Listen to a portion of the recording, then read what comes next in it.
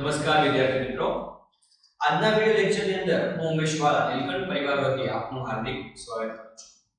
વિદ્યાર્થી મિત્રો, આપણે ધોરણ 10 ના સામાજિક વિજ્ઞાન વિષયની અંદર ચેપ્ટર નંબર 16 આર્થિક ઉદારીકરણ અને વૈશ્વિકીકરણ વિશે વાત કરતા હતા.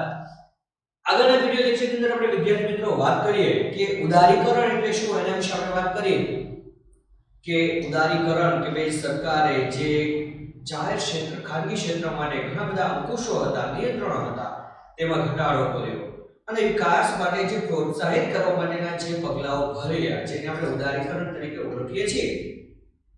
આપણે જોયા કે અલગ અલગ ક્ષેત્રમાં સુધારાઓ પણ થયા શરૂઆતના તબક્કામાં, પછી એના લાભ અને એના ગેરલાભ પણ જોયા.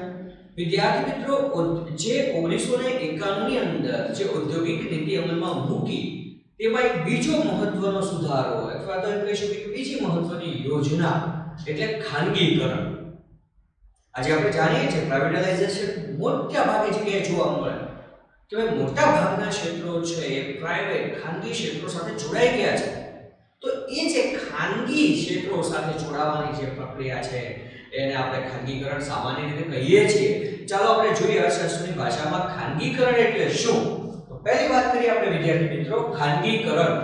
બીજો મહત્વનો એક ટોપિક જોઈએ ખાનગીકરણ. તો પહેલા આપણે વાત કરીએ ખાનગીકરણ કોને કહીશું. તો વિદ્યાર્થી મિત્રો ખાસ યાદ રાખજો કે જે રાજ્ય હસ્તકના, આપણે લખતા પણ છીએ રાજ્ય હસ્તકના ઔદ્યોગિક સાહસો, જે ઔદ્યોગિક સાહસો કોની માલિકીના છે? રાજ્ય હસ્તક છે. એટલે એમ કહી શકાય કે રાજ્ય હસ્તકના ઔદ્યોગિક સાહસો ની માલિકી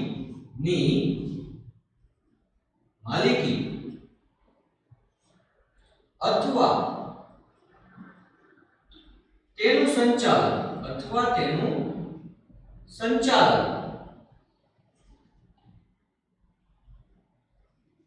ખાનગી ક્ષેત્રને સોંપવાની પ્રક્રિયા એટલે ખાનગીકરણ.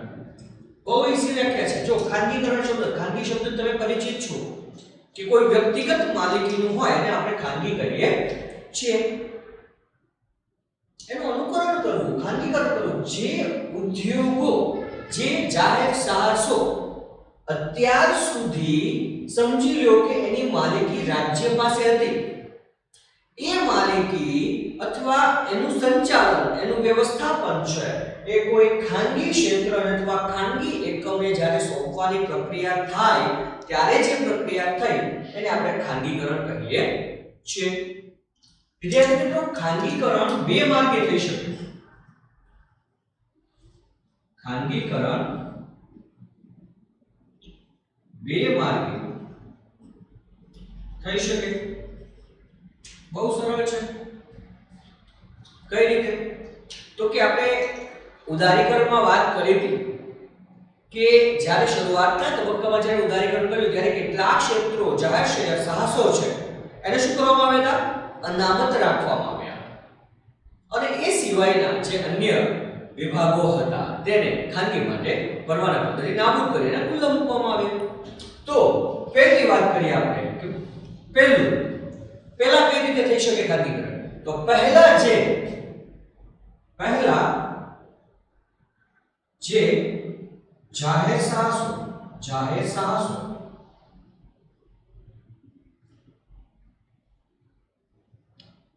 અનામત રાખવામાં આવ્યા હતા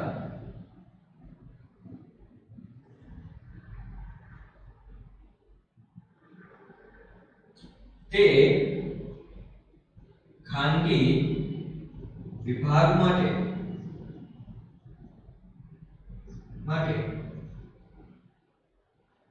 ખુલ્લા મૂકવામાં આવે.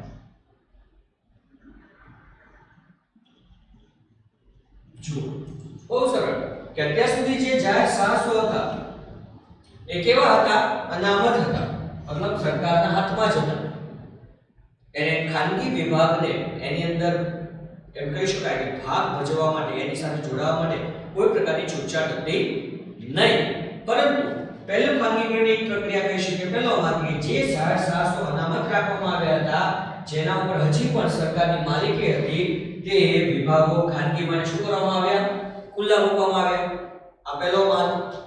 બીજો માર્ગ જોઈએ વિદ્યાર્થી મિત્રો કે બીજો માર્ગ એટલે શું? તો કે રાજ્ય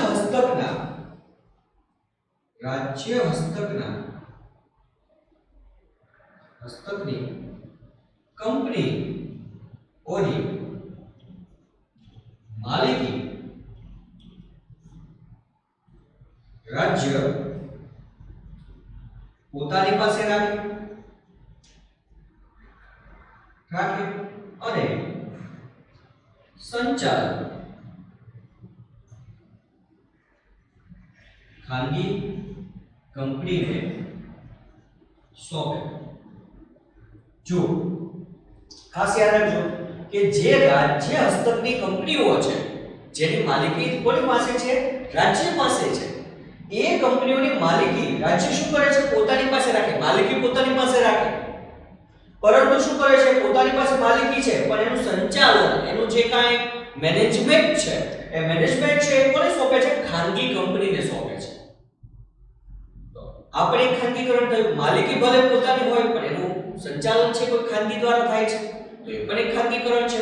અથવા બીજી રીતે જોઈએ, અથવા સંચાલન રાજ્ય પોતાની પાસે રાખી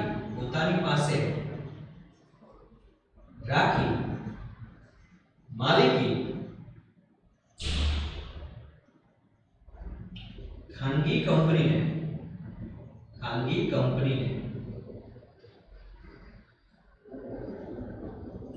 સોંપવામાં આવે. જો કે પહેલા આપણે વાત કરી કે માલિકી રાજ્ય પોતાની પાસે રાખે અને સંચાલન ખાનગી કંપનીને સોંપે છે. અથવા એવું પણ બની શકે કે સંચાલન રાજ્ય પોતાની પાસે રાખે અને માલિકી છે એ ખાનગી કંપનીને સોંપી દે. એક સામાન્ય ઉદાહરણ લઈ લઈએ. તમે ઘણી બધી શાળાઓ જોઈ હશે કે જે ટ્રસ્ટ દ્વારા સંચાલિત હોય. મતલબ ટ્રસ્ટ એટલે કોઈ એક જૂથ દ્વારા એ માલિકીમાં છે, મતલબ ખાનગી વ્યક્તિઓની માલિકી છે, પરંતુ એની અંદર જે કામ કરનારા શિક્ષકો છે એની ભરતી કોણ કરે? સરકાર કરે. તો મતલબ સરકાર જે આચાર્ય હોય, શિક્ષક હોય, બધું સંચાલન કરવાનું કામ કોણ કરે? સરકાર કરે. તો માલિકી ખાનગીની છે, સંચાલન કોણ કરે? રાજ્ય કરે છે. એવી રીતે ઘણી વખત એવું બને કે ભાઈ રાજ્ય હસ્તકની કંપનીઓ હોય, એની માલિકી રાજ્ય પોતાની પાસે રાખે કે માલિકી છે એ રાજ્યની હોય, પરંતુ એની અંદર કામ કરાવવાનું કામ, એની વ્યવસ્થા જાળવવાનું કામ કોણ કરે? તો કે ખાનગી કંપની દ્વારા કરે. બની શકે કોઈ સરકારી સ્કૂલ છે તો સ્કૂલ સરકારી છે પરંતુ એનું સંચાલન કોઈ ખાનગી વ્યક્તિને સોંપવામાં આવે. આ બંને ઉદાહરણો છે ખાનગીકરણની પ્રક્રિયાના જ ભાગ છે. બહુ સરળ છે વિદ્યાર્થી મિત્રો. ખાનગીકરણ ઘણી વખત બોર્ડની અંદર પૂછાય છે. ખાનગીકરણ છે એ કયા બે માર્ગે થઈ શકે? તો એક તો જે જાહેર ક્ષેત્ર સાહસો છે એ અનામત હતા, એ ખુલ્લા ખાનગી ક્ષેત્ર માટે ખુલ્લા મૂકવામાં આવ્યા. અને બીજું કે રાજ્ય હસ્તકની કંપનીઓ છે રાજ્ય પોતાની પાસે માલિકી રાખે અને સંચાલન ખાનગીને સોંપે, અથવા રાજ્ય સંચાલન પોતે રાખે અને માલિકી અન્યને સોંપે. આ બંને રીતે આપણે કહી શકીએ કે ખાનગીકરણ થઈ શકે છે. ચાલો વિદ્યાર્થી મિત્રો, આગળ આપણે ખાનગીકરણના લાભો જોઈએ કે ભાઈ ખાનગીકરણથી કયા કયા લાભ થઈ શકે છે. તો ખાનગીકરણ ખૂબ મહત્વનું છે, એના લાભ પણ જોવા જોઈએ. તો વાત કરીએ ખાનગીકરણના લાભ.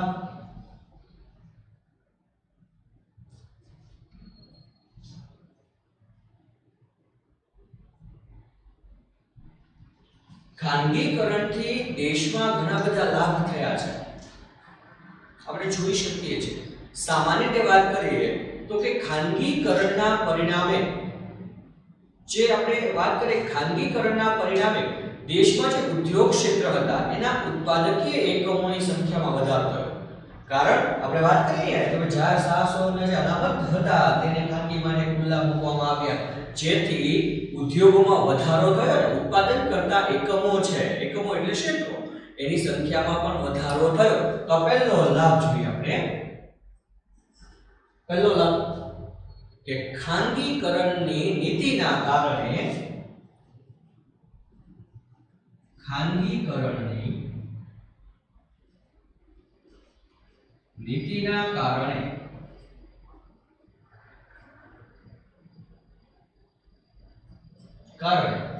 દેશમાં ઉદ્યોગ ક્ષેત્રે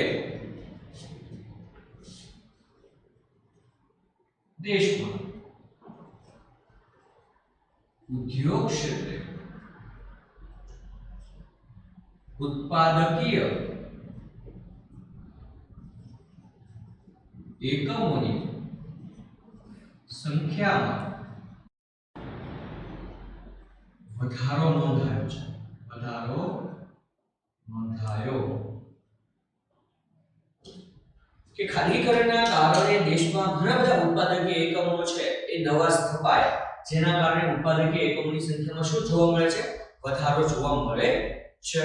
બીજો લાભ જોઈએ આપણે તો કે ખાનગીકરણના પરિણામે જે મૂડીગત અને વપરાશી વસ્તુઓ હતું એનું ઉત્પાદન, જો અહીંયા ઉત્પાદકીય એકમો વધ્યા મતલબ ઉત્પાદન કરતા એકમોની સંખ્યામાં વધારો થયો તો સ્વાભાવિક છે કે ઉત્પાદન પણ વધવાનું જ છે. તો બીજો લાભ એ પણ થયો. તો અહીંયા આપણે લખી શકીએ કે ખાનગીકરણના પરિણામે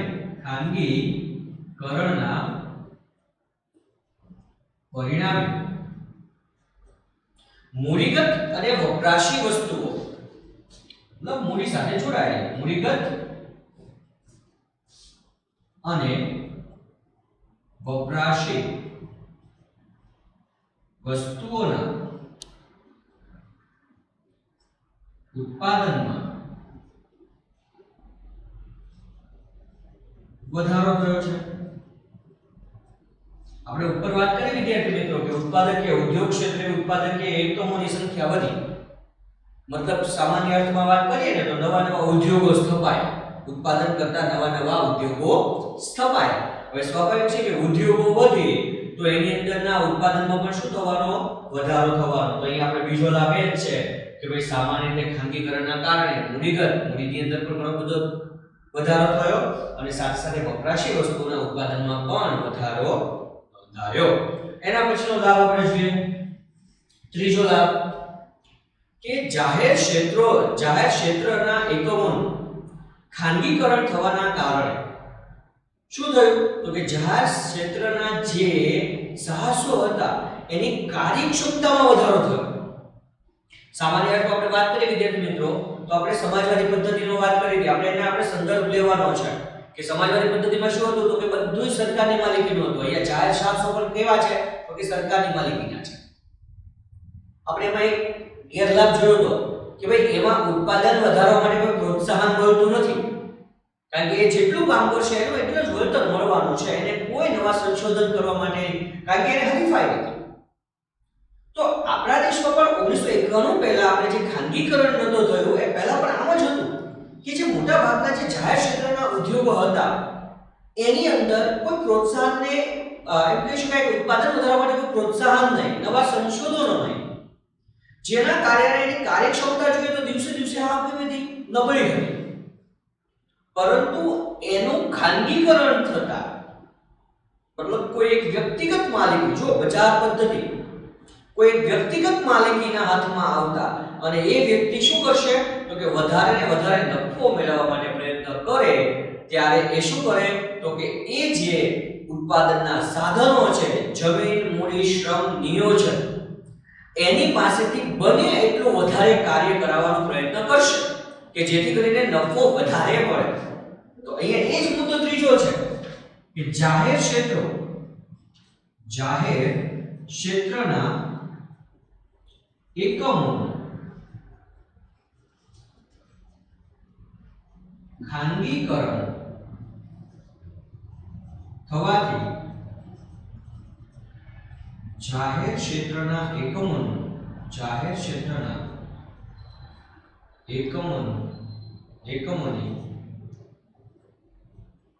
કાર્યક્ષમતામાં સુધારો થયો છે. કે ખાસ એની કાર્યક્ષમતામાં વધારો થયો, કારણ કે વધારે ને વધારે લાભ મેળવવા માટે એનાથી વધારે કહી શકાય કે ઉપયોગમાં સારી રીતે લેવું પડે. એટલા માટે ખાનગીકરણ થવાથી જાહેર ક્ષેત્રના જે એકમો હતા એની કાર્યક્ષમતામાં શું જોવા મળ્યો? વધારો જોવા મળ્યો. હવે વિદ્યાર્થી મિત્રો, મેં તમને કહ્યું હતું હંમેશા લાભની હારે ગેરલાભ પણ હોય. હંમેશા બે પાસા હોય, પોઝિટિવ અને નેગેટિવ. સારી બાબતો પણ હોય સાથે નકારાત્મક બાબતો પણ હોય. ચાલો આપણે જોઈએ કે લાભ તો આપણે જોયા, પણ ખાનગીકરણથી ગેરલાભ કયા જોવા મળ્યા તો એની આપણે વાત કરીએ તો કહી શકીએ ખાનગીકરણના ગેરલાભ. ખાનગીકરણના ગેરલાભો. લાભ ખૂબ જ વધારે થયા, પરંતુ કઈક અંશે જોઈએ તો એનું નબળું પાસું પણ જોવા મળ્યું છે. શું જોવા મળ્યું? તો કે ખાનગીકરણના પરિણામે જે આર્થિક સત્તાઓ હતી દેશમાં એનું કેન્દ્રીકરણ થયું. કેન્દ્રીકરણ થયું એટલે ખબર પડે ને મિત્રો, એક જગ્યાએ સંગ્રહ થઈ ગયો. તો એ લખી શકીએ ખાનગીકરણના પરિણામે આર્થિક સત્તાનું કેન્દ્રીકરણ થયું, જેના કારણે ઇજારાશાહીને વેગ મળ્યો.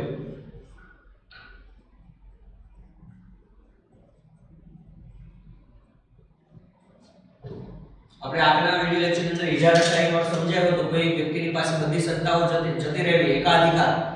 હવે ખાનગીકરણ થવાથી જે મૂડીપતિ છે અથવા જે આપણે કહી શકીએ કે સમાજના ઉપલા વર્ગના લોકો છે કે જેની પાસે મૂડીનું પ્રમાણ વધારે છે, તેમની પાસે જ મોટા ભાગની સત્તાઓ છે, એનું કેન્દ્રીકરણ થઈ ગયું. અને જેના કારણે કોઈ વસ્તુ ઉપર કે કોઈ ઉત્પાદન ઉપર જ્યારે કોઈ એક જ કંપની કે કોઈ એક જ જાહેર ખાનગી ક્ષેત્ર છે એનું કહી શકાય કે આધિપત્ય હોય, વર્ચસ્વ હોય, ત્યારે આપણે કહી શકીએ કે એ જે પ્રમાણમાં શરતો મૂકે અથવા તો જે કંઈ પ્રમાણમાં નિયમો બનાવે એ મુજબ જ અનુસરવું પડે. અને જ્યારે આવું બને છે ત્યારે વસ્તુ ઉપર એક જ વ્યક્તિનો અધિકાર બની ગયો, એકાધિકાર. તો જેના કારણે કહી શકાય કે ખાનગીકરણના કારણે ઇજારાશાહીને વેગ મળ્યો છે. તો આ એકનો ગેરલાભ છે. આપણે અત્યારે સામાન્ય અર્થમાં વાત કરીએ, કોઈ એક એવી મોટી કંપની છે કે પોતે એક જ ઉત્પાદન બનાવે છે, તો આપણે મેં તમને આગલા વિડિયો લેક્ચરની અંદર પણ વાત કરી હતી કે એ ઉત્પાદન કોઈ એક જ કંપની બનાવતી હોય તો આપણે એની શરતો યોગ્ય ન હોય તો એને માનવી પડે અને વસ્તુ લેવી પડે, કેમ કે આપણી જરૂરિયાત છે, બીજું કોઈ બનાવતું નથી. તો આના કારણે ઘણી વખત ગ્રાહકો છે અથવા લોકો છે એનું શોષણ પણ થાય છે અને ઘણું બધું નુકસાન પણ વેઠવું પડતું હોય છે. તો ખાસ પહેલો ગેરલાભ છે કે ખાનગીકરણથી આર્થિક સત્તાઓનું કેન્દ્રીકરણ થયું અને જેના કારણે ઇજારાશાહીને વેગ મળ્યો છે. બીજું આપણે ગેરલાભ જોઈએ.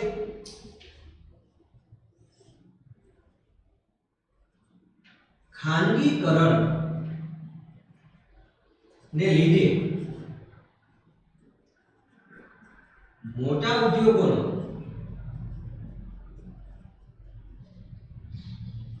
વિકાસ થયો, જ્યારે નાના ઉદ્યોગોને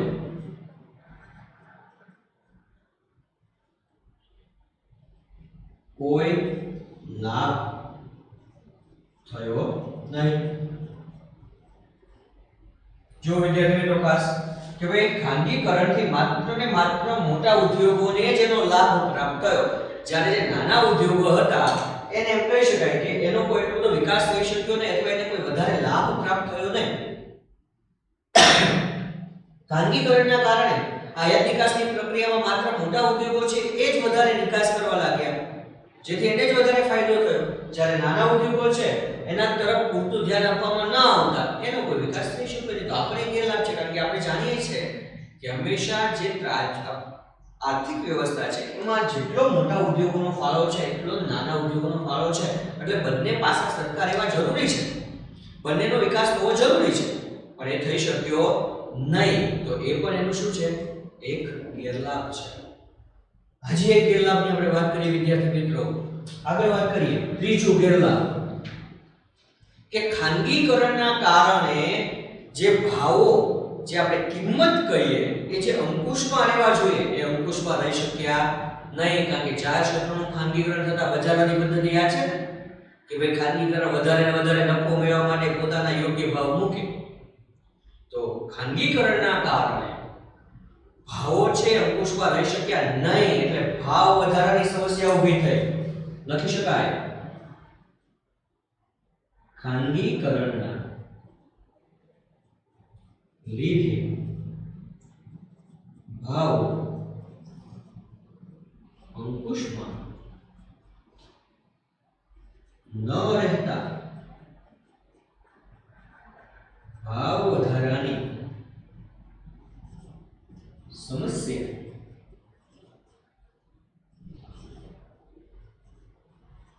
ઊભી થઈ.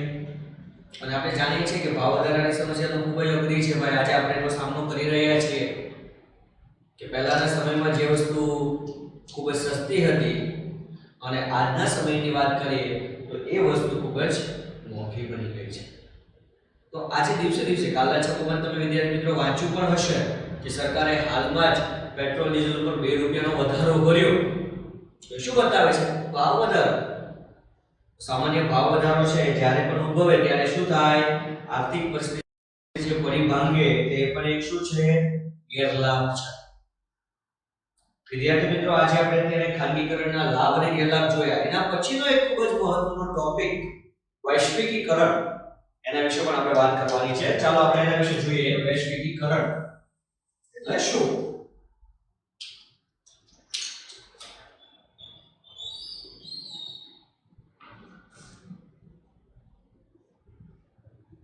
વૈશ્વિકીકરણ સામાન્ય શબ્દની અર્થ અંદર સમજી લઈએ કે વૈશ્વિક એટલે વિશ્વ, વિશ્વ આવી ગયું અને એનું એક કરણ થયું એટલે એક થયું.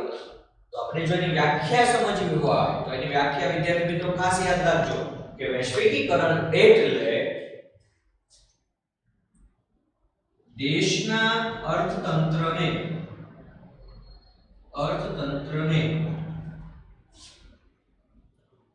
વિશ્વના અર્થતંત્ર સાથે જોડવાની પ્રક્રિયા. બહુ સરળ વ્યાખ્યા છે વિદ્યાર્થી મિત્રો કે દેશના અર્થતંત્રને વિશ્વના અર્થતંત્ર સાથે જોડવાની પ્રક્રિયા એટલે વૈશ્વિકીકરણ. મતલબ સામાન્ય અર્થમાં કહીએ તો એક દેશનું બીજા દેશ સાથે જોડે છે, વિશ્વ આખું એક થઈ જવું. આને આપણે કહીએ છીએ વૈશ્વિકીકરણ. કારણ કે આજે આપણે જોઈએ વિશ્વમાં આપણને કોઈ દેશ છે દૂર નથી લાગતો અને અન્ય દેશોમાં મળતી વસ્તુ આપણા દેશમાં સરળતાથી પ્રાપ્ત થાય છે. આ જે પ્રક્રિયા થઈ, આપણા દેશમાં મળતી વસ્તુ અન્ય દેશોમાં મળવા લાગી છે, આ જે પ્રક્રિયા થઈ એને આપણે વૈશ્વિકીકરણ છે એમ કહીએ છીએ. જેના કારણે, જેના લીધે આપણે કહી શકીએ કે વસ્તુઓ, સેવાઓ, ટેકનોલોજીઓ કે શ્રમ છે એ સરળતાથી એક દેશમાંથી બીજા દેશમાં પ્રાપ્ત થવા લાગી.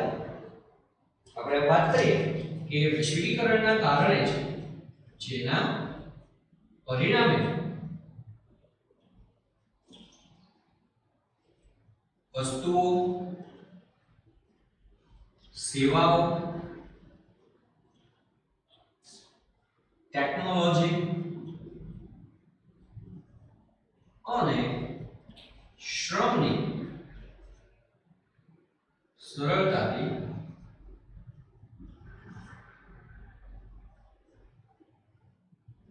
હેરફેર થવા લાગી. શ્રમ પણ આપણે જોઈએ. શ્રમ એટલે આપણે વાત કરી હતી ઉત્પાદનના સાધનમાં કે સજીવ સાધન છે. આપણે એક આગળ મહત્વનો પ્રશ્ન પર આવશે ખૂબ જ અગત્યનો કે વિશ્વ શ્રમ બજાર કે આજે શ્રમની પણ હેરફેર થાય છે. મતલબ કે સમજી લો કે હું છું, કદાચ મને સારી જોબ મળતી હોય, સારી સેલરી મળતી હોય, સ્ટેટસ સારું મળે, એમાંથી હું કદાચ વિશ્વના અન્ય દેશમાં કામ કરવા માટે જાઉં. હું અહીંથી ત્યાં શું કામ કરવા માટે ગયો, મતલબ અહીંથી ગયો હેરફેર. ત્યાંથી કોઈ વ્યક્તિ છે કામ કરવા માટે અહીંયા આવે, વિદ્યાભ્યાસ માટે જાય. તો આ જે છે એ શ્રમની હેરફેર છે. તો એમ આજે આપણે જોઈએ છે વિશ્વના અલગ અલગ બાબતોના જાણકાર લોકો આપણને પ્રાપ્ત થયા. ટેકનોલોજી સારી રીતે મળી રહી છે, વસ્તુઓ મળી રહી છે, સેવાઓ મળી રહી છે. કે આજે આપણે જોઈએ હમણાં જ આપણે જાણીએ છીએ કોરોનાની મહામારી જે વિશ્વમાં ફેલાઈ છે, તો એની સામે રક્ષણ મેળવવા માટેની દવાઓ છે, સુવિધાઓ છે, આજે એક દેશ બીજા દેશને આપી રહ્યું છે, સેવાઓ પ્રાપ્ત થઈ રહી છે. તમે છાપાઓની અંદર વાંચ્યું છે કે આજે આ દેશે એટલી કીટ છે, ભારતે ઘણી બધી કીટ છે નેપાળને મ્યાનમારને આપી છે. તો આ બધી બાબતો છે એ વૈશ્વિકીકરણની પ્રક્રિયાનો છે એક ભાગ છે. તો ચાલો જોઈએ કે ભાઈ વૈશ્વિકીકરણના કારણે કયા કયા સુધારાઓ થયા અથવા કયા કયા સુધારાઓ હાથ ધરવામાં આવ્યા. એ મુદ્દો આપણે અહીંયા લખી શકીએ. વૈશ્વિકીકરણના કારણે વૈશ્વિકીકરણમાં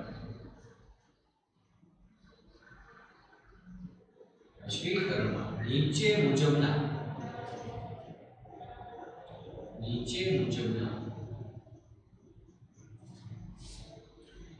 સુધારાઓ હાથ ધરવામાં આવ્યા. નીચે મુજબના એટલે નીચે ના જોતા અહીંયા જ લખવાના છે. તો વૈશ્વિકીકરણના પરિણામે નીચે મુજબના સુધારાઓ હાથ ધરવામાં આવ્યા. તો પહેલો સુધારો આપણે જોઈએ તો કે બે દેશો વચ્ચેના વ્યાપાર માટેના અવરોધો દૂર કરવામાં આવ્યા. પહેલો, બે દેશો વચ્ચેના વ્યાપાર અવરોધો દૂર કરવામાં આવ્યા. આપણે જાણીએ છીએ કે એક દેશમાંથી બીજા દેશમાં વ્યાપાર ચાલતો જ હોય છે. જેમ કે આપણે વાત કરીએ કે ચીનના બજારમાં આપણે કપાસ છે, મરચા છે, તલ છે એની નિકાસ કરીએ છીએ. એમ આપણે ઓસ્ટ્રેલિયા જેવા દેશો છે, અફઘાનિસ્તાન છે જ્યાંથી આપણે દ્રાક્ષની આયાત કરીએ છીએ. તો એમ બે દેશો વચ્ચે જ્યારે કોઈ વ્યાપાર સંબંધિત અવરોધો હોય, કોઈ પ્રશ્ન હોય, તો એ પ્રશ્નો એ જે અવરોધો છે એને દૂર કરવા, એને સરળ બનાવવા. બીજી વાત કરીએ આપણે વિદ્યાર્થી મિત્રો કે એવી પરિસ્થિતિનું નિર્માણ કરવું કે જેથી બે દેશો વચ્ચે મૂડીની હેરફેર સરળતાથી પ્રાપ્ત થઈ શકે. બીજો આપણે સુધારો જોઈએ કે એવી પરિસ્થિતિ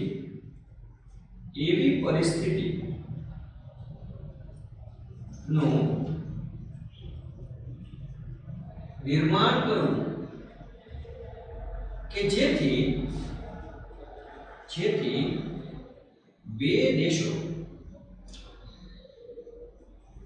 બે દેશો વચ્ચે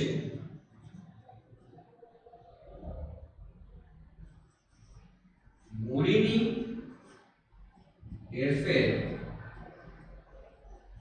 સરળતાથી થઈ શકે.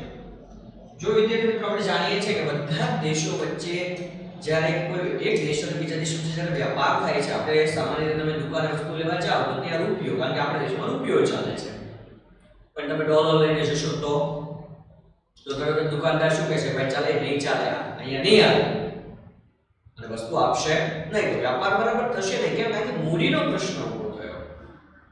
તો બે દેશો વચ્ચે આપણે જાણીએ છીએ કે બધા દેશોમાં અલગ અલગ નાણું ચાલે છે, અલગ અલગ ચલણ ચાલે છે, જેના કારણે કેટલીક મૂડીઓને લઈ લઈ આપણે કહી શકીએ સરળતાથી. તો એવો કોઈ મધ્ય રસ્તો કાઢવો. આજે આપણે જાણીએ છીએ ડોલર છે એ આંતરરાષ્ટ્રીય નાણું છે, મોટાભાગના વેપાર છે ડોલરમાં જ થાય છે. તો બે દેશો વચ્ચે મૂડીની હેરફેર સરળ થાય તેવી પરિસ્થિતિનું નિર્માણ કરવું જેથી સરળતાથી એકબીજા આયાત નિકાસ કરી શકે, બંને દેશો વચ્ચે વ્યાપાર છે સરળતાથી થઈ શકે. એ માટે મૂડીની હેરફેરના પ્રશ્નનો ઉકેલ લાવવાનું કાર્ય એ વૈશ્વિકીકરણના કારણે એમાં સુધારો કરવામાં આવ્યો. એના પછી આપણે વાત કરીએ વિદ્યાર્થી મિત્રો ત્રીજો સુધારો તો કે ટેકનોલોજીની હેરફેરમાં અવરોધો દૂર કરવા.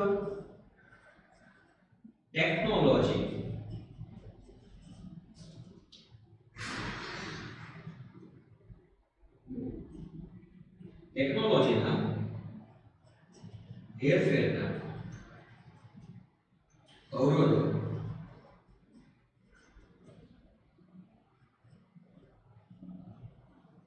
દૂર કરવા. આજે આપણે જાણીએ છીએ કે આજનો સમય છે ટેકનોલોજીનો સમય છે, ટેકનોલોજીનો યુગ છે પણ કહી શકાય, કારણ કે દિવસે દિવસે નવી નવી ટેકનોલોજી આવી રહી છે. તો વિશ્વમાં દરેક દેશ છે એ વિકાસ કરવા ઈચ્છે છે. તો જે ટેકનોલોજી એક દેશમાં શોધાય છે એ જ ટેકનોલોજીનો અન્ય દેશ પણ ઉપયોગ કરીને આગળ વધી શકે એ માટે ટેકનોલોજીની હેરફેર છે મુક્તપણે થવી જોઈએ એવો વિચાર છે એ વૈશ્વિકીકરણ દ્વારા રજૂ કરવામાં આવ્યો છે, જેથી કરીને ટેકનોલોજીની હેરફેર છે એ પણ યોગ્ય રીતે થવી જોઈએ. એની વચ્ચે જે અવરોધો હોય, કોઈ પ્રશ્ન હોય, કોઈ એમ કહી શકાય કે નડતર બાબત હોય, તો એને દૂર કરવી, જેથી કરીને દરેક દેશનો વિકાસ થઈ શકે. એના પછી આપણે વાત કરીએ વિદ્યાર્થી મિત્રો ચોથો સુધારાની આપણે વાત કરીએ કે વિશ્વના જુદા જુદા દેશો વચ્ચે શ્રમની હેરફેર મુક્ત રીતે કરવી. વિશ્વના જુદા જુદા દેશો વચ્ચે શ્રમની મુક્ત રીતે હેરફેર કરવી. તો આપણે જાણીએ છીએ કે ભાઈ શ્રમ, મેં હમણાં તમને કહ્યું સજીવ સાધન છે અને શ્રમને આપણે વ્યાખ્યા પણ જોઈ હતી કે ભૌતિક વર્તનની અપેક્ષાએ કરવામાં આવતું શારીરિક અથવા માનસિક કાર્યને આપણે શું કહીએ છીએ? શ્રમ કહીએ છીએ. તો એક દેશમાં કોઈ એવો જાણકાર વ્યક્તિ અથવા તજજ્ઞ વ્યક્તિ છે જે અન્ય દેશને પોતાની સેવા આપે, અન્ય દેશનો કોઈ વ્યક્તિ છે એ આપણા દેશને સેવા આપે, તો એની મુક્તપણે હેરફેર થવી જોઈએ. એક દેશનો વ્યક્તિ અન્ય દેશને લાભ આપે, જેમ કે આજે આપણે જાણીએ છીએ કે આપણા ઘણા સાયન્ટિસ્ટ છે, ડોક્ટર્સ છે, એન્જિનિયર્સ છે, જે વિશ્વના અલગ અલગ દેશોમાં આજે કાર્ય કરી રહ્યા છે. વિશ્વના ઘણા બધા અન્ય દેશોના લોકો પણ આપણા ભારતમાં જે કાર્ય કરી રહ્યા છે, તો જેથી કરીને બધા દેશોને એનો લાભ પ્રાપ્ત થાય, એની માહિતીનો એમ કહી શકાય કે યોગ્ય ઉપયોગ કરીને એનો વિકાસ સાધી શકે, તે હેતુસર દરેક દેશો વચ્ચેના જે શ્રમની હેરફેર છે એ પણ યોગ્ય રીતે થાય તેવો વૈશ્વિકીકરણનો એક હેતુ છે. એટલા માટે એનો સુધારો કર્યો. વૈશ્વિકીકરણના કારણે આપણે કહી શકીએ કે ઘણા બધા લાભ પણ થયા છે વિદ્યાર્થી મિત્રો. તો આ લાભને આપણે અત્યારે સમજીએ. તો જોઈએ લાભો. વૈશ્વિકીકરણના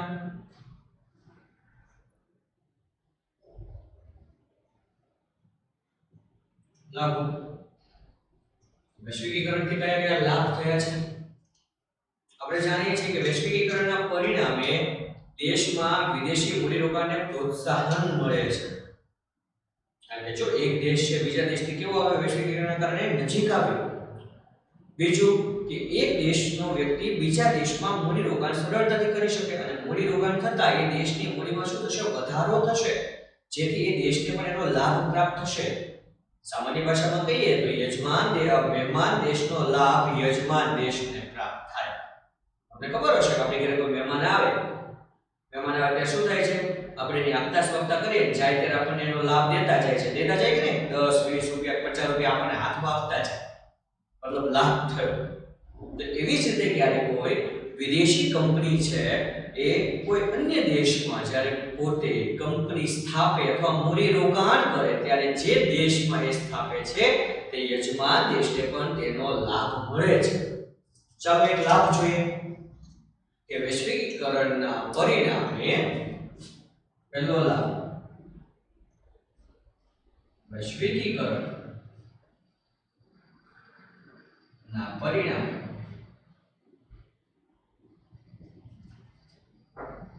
દેશમાં વિદેશી મૂડી રોકાણને પ્રોત્સાહન મળે છે.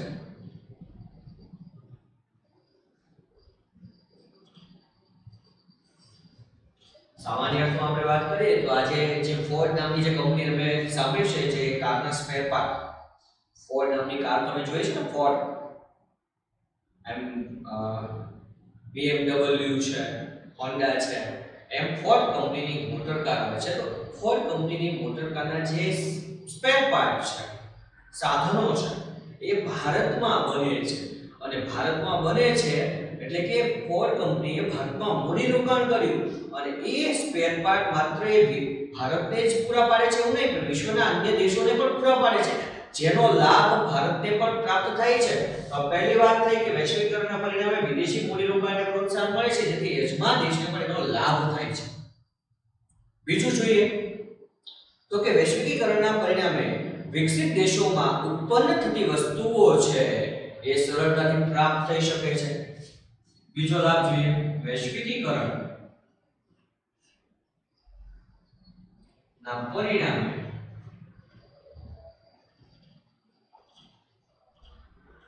વિકસિત દેશોમાં ઉત્પન્ન થતી વસ્તુઓ સરળતાથી પ્રાપ્ત થઈ શકે છે. વિદ્યાર્થી મિત્રો, આ તો તમે સામાન્ય સમજો છો કે આજે વિશ્વના અન્ય દેશોમાં જે વસ્તુઓ બને છે અથવા તો મળે છે એ આજે આપણે અહીંયા ઘર બેઠા પણ પ્રાપ્ત થાય છે. જેમ કે તમે પેલું એક આવે છે ને મોબાઈલ, પેલું અડધો ખાધેલું સફરજન, શું કહીએ છે? એપલ. આપણે જાણીએ છીએ કે એપલ આપણા દેશમાં બનતો નથી, છતાંય મળે છે. પછી ઘણા બધા આપણે કે શૂ હોય, ક્લોથ્સ હોય, કપડા હોય, કે ઘણી બધી વસ્તુ, ઘણી બધી ઇલેક્ટ્રોનિક્સ આઇટમ છે, ઇલેક્ટ્રોનિક વસ્તુઓ છે, અથવા તમે કહી શકીએ ઘણી બધી ગાડીઓ છે જે આપણા દેશમાં બનતી નથી, છતાંય અહીંયા સરળતાથી પ્રાપ્ત થાય છે. વિશ્વના અન્ય દેશોમાં જે ફળો છે એ અન્ય દેશોમાં પાકે છે, છતાંય આપણે અહીંયા પ્રાપ્ત થાય છે. શેના કારણે? વૈશ્વિકીકરણના કારણે. બીજો લાભ કયો છે? તો કે વિકસિત દેશોમાં ઉત્પન્ન થતી વસ્તુઓ સરળતાથી પ્રાપ્ત થઈ શકે છે. ત્રીજો લાભ જોઈએ આપણે, અને આપણે લાભ જ જોવાના છે, બરાબર ને? લાભ હોય ત્યાં જ આપણે આગળ વધીએ. તો વૈશ્વિકીકરણનો ત્રીજો લાભ એ છે કે વૈશ્વિકીકરણના કારણે ભારત જેવા જે વિકાસશીલ દેશો છે, આજે આપણે જાણીએ છીએ કે વિશ્વમાં ઘણી બધી હરીફાઈ છે. આજે બધા જ દેશો આગળ જવા માટે પ્રયત્ન કરી રહ્યા છે, બધાને વિકાસ સાધવો છે. તો વૈશ્વિકીકરણના પરિણામે ભારત જેવા જે વિકાસશીલ દેશો છે તે આ આંતરરાષ્ટ્રીય હરીફાઈમાં ટકી રહેવાની શક્તિ પ્રાપ્ત કરે છે, મતલબ એને એક ટેકો પ્રાપ્ત થાય છે. આ પણ એક મહત્વનો લાભ છે. તો કહી શકાય કે વૈશ્વિકીકરણના પરિણામે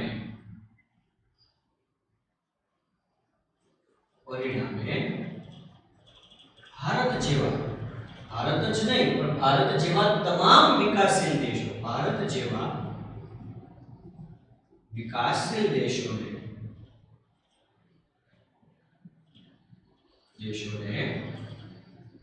આંતરરાષ્ટ્રીય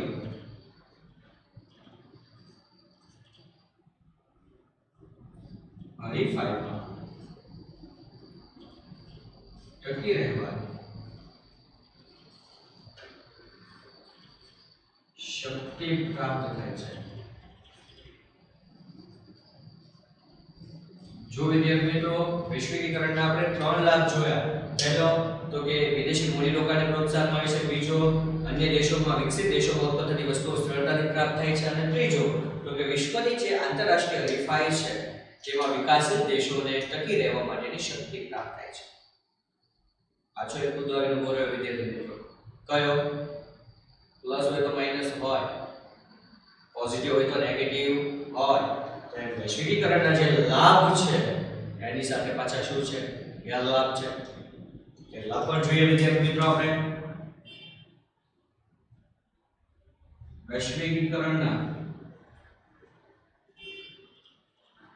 ગેરલાભો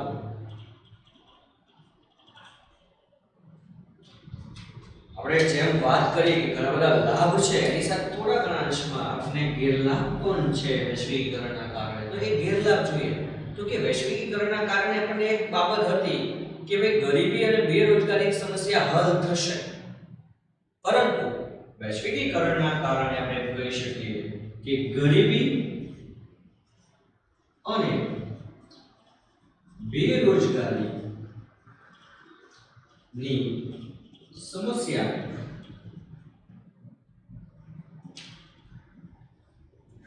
હલ કરવામાં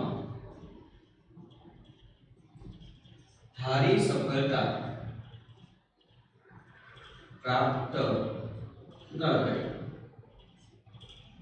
આપણને એવું હતું કે વૈશ્વિકીકરણથી આપણી દેશમાં જ્યારે કોઈ એમ કહી શકાય કે નવા ઉદ્યોગો છે, મૂડીરોકાણ થશે, મૂડીરોકાણ થતા લોકોને રોજગારી પ્રાપ્ત થશે, રોજગારી પ્રાપ્ત થતા બેરોજગારી દૂર થશે અને એ પોતાની પાયાની જરૂરિયાતો પ્રાપ્ત કરી શકશે. એટલે ગરીબી છે પણ થોડા ઘણા અંશમાં કરશે, પરંતુ જે આપણને એક આપણે કહી શકીએ કે જે એક ધારણા કરી હતી એ ધારણા ખોટી પડી. શું થયું? બેરોજગારીમાં અને ગરીબીમાં વધારો થયો. તો આ શું છે એનો ગેરલાભ. કેમ? તો કે પહેલા આપણે સામાન્ય ઉદાહરણ લઈએ, ખેતરની અંદરની જ વાત કરીએ કે ખેતરમાં જ્યારે કોઈ પાક તૈયાર થાય ત્યારે એને લણવા માટે, એની કાપણી માટે આપણે સામાન્ય 10 થી 12 મજૂરો છે એને રાખવા પડતા. એ મજૂરને 5 થી 7 દિવસ કામ ચાલતું. એની જગ્યાએ આપણે જાણીએ હાર્વેસ્ટર આવી ગયું ત્યારે ઘઉંમાં ઊભું ધોઈડું જાય ને, તો પાક કપાતો જાય, ડુંડા છૂટા પડતા જાય, દાણા નીકળતા જાય, જેના કારણે જે પહેલા 10 મજૂરો કાર્ય કરતા આજે 2 વ્યક્તિ કે 3 વ્યક્તિ દ્વારા એ કામ થઈ જાય, જેના કારણે બાકીના વ્યક્તિઓને બેરોજગાર રહેવું પડે છે. મશીનો આવી ગયા છે, પહેલા 5 વ્યક્તિ જે કામ કરતા આજે એક મશીન કામ કરે, એટલે સ્વિચ દબાવો એટલે કામ ચાલુ થઈ જાય. તો એક રીતે આપણે કહીએ કે વૈશ્વિકીકરણના કારણે ગરીબી અને બેરોજગારીની સમસ્યાને જે આપણે હલ કરવામાં જે ધારી સફળતા મળવી જોઈએ એ પ્રમાણમાં પ્રાપ્ત થઈ નથી. બીજી વાત કરીએ આપણે કે વૈશ્વિકીકરણના કારણે આપણે હતું કે વિકાસશીલ દેશોને ઘણી બધી નિકાસ વૃદ્ધિમાં લાભ થશે, પરંતુ જે આપણે ધારણા કરી હતી ને એટલો લાભ પ્રાપ્ત થયો નહીં. એટલે આપણે બીજું ગેરલાભ લખી શકીએ કે વિકાસશીલ દેશોને નિકાસ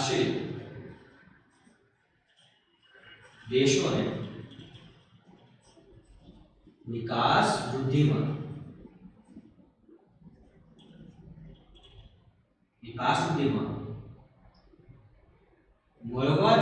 મળવા જેટલા લાભ ન મળે. કે વિકાસશીલ દેશોને નિકાસ વૃદ્ધિમાં નિકાસ થવાથી જે લાભ મળવા જોઈએ તે લાભ એને પૂરતા પ્રમાણમાં પ્રાપ્ત થઈ શક્યા નહીં. મતલબ એનો વિકાસ છે એ જે પ્રમાણમાં થવો જોઈએ એ પ્રમાણમાં થઈ શક્યો નહીં. એ પણ એક ગેરલાભ છે. પાઠ્યપુસ્તકની અંદર લખ્યું છે વિકાસશીલ દેશોને નિકાસ વૃદ્ધિ દ્વારા જે લાભ મળવા જોઈતા તેટલા પ્રમાણમાં પ્રાપ્ત થઈ શક્યા નહીં. આપણે એ ટૂંકમાં લખ્યું વિકાસશીલ દેશોને નિકાસ વૃદ્ધિમાં મળવા જેટલા લાભ પ્રાપ્ત થયા નહીં. ગેરલાભ છે. ત્રીજો ગેરલાભ છે કે વૈશ્વિકીકરણથી માત્ર ને માત્ર મોટા ઉદ્યોગોને લાભ પ્રાપ્ત થયો, નાના ઉદ્યોગોને તો સાવ ઓછો લાભ થયો. એ પણ એક ગેરલાભ છે. આપણે આગળ વાત કરી હતી ખાનગીકરણમાં કે વૈશ્વિકીકરણથી માત્ર મોટા ઉદ્યોગોને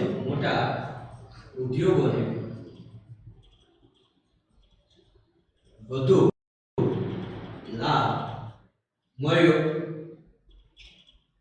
જ્યારે નાના ઉદ્યોગોને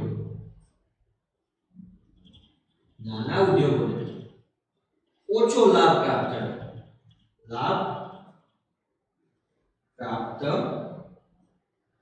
નાના ઉદ્યોગોને લાભ નથી મળ્યો એમ ન કહી શકાય, પણ લાભ ઓછો પ્રાપ્ત થયો. સૌથી વધારે મોટા ઉદ્યોગોનો વિકાસ વધારે થયો, જેનાથી આપણે એમ કહી શકીએ કે આપણે આગળ પણ આ વાત કહી દેલું છે કે આ વૈશ્વિકીકરણના કારણે જે ધનિક હતા એ વધારે ને વધારે ધનિક બન્યા અને ગરીબ હતા એ વધારે ને વધારે ગરીબ બન્યા. માત્ર મોટા ઉદ્યોગોનો જ વિકાસ થયો, જેથી મૂડીપતિ બન્યો, વધુ પૈસા કમાતો થયો. સામાન્ય વ્યક્તિ છે માત્ર પોતાની પાયાની જરૂરિયાતો પણ માનવ પૂરી કરવા લાગ્યો. તો વિદ્યાર્થી મિત્રો, આજના વિડિયો લેક્ચરની અંદર આપણે વાત કરીએ તો આજે આપણે ખાનગીકરણ અને વૈશ્વિકીકરણ છે આ બંનેની સમજ પ્રાપ્ત કરી, બંનેના લાભ ગેરલાભ પણ જોયા. આના પછીના વિડિયો લેક્ચરની અંદર આપણે વિશ્વ વ્યાપાર સંગઠન, જે આપણે આજના વિડિયો લેક્ચરની અંદર આપણે ખાનગીકરણ એક વ્યાપારની આર્થિક પ્રવૃત્તિની જ વાત કરી, વૈશ્વિકીકરણમાં પણ આપણે વ્યાપારની જ વાત કરી. તો વિશ્વની અંદર એક વ્યાપાર સંગઠન છે જે વિશ્વના દેશો વચ્ચે વ્યાપારને સાંકળવા માટે એકબીજા સાથે જોડવાનું કાર્ય કરે છે, WTO વર્લ્ડ ટ્રેડ ઓર્ગેનાઇઝેશન, જેની આપણે આગલા વિડિયો લેક્ચરની અંદર વાત કરવાના છીએ.